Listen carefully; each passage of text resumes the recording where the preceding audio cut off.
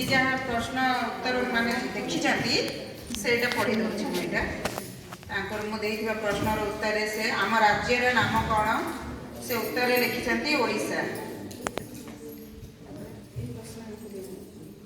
तापर बेस प्रश्न उत्तरटा सुनीता दीदी से पढ़े तुमको स्कूल जावाक कहीं भल लगे उत्तर रे लिखिं अंडा मिलूची और लडू मिलूची और खेलवा को सांगसाथी मिलुछंती।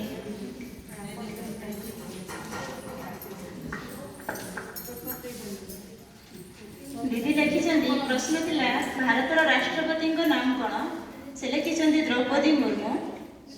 तापर क्वेश्चन थिला तुम कौन खाइबा को भल पाओ से लिखिं चिकेन माछ पनीर और मिठा।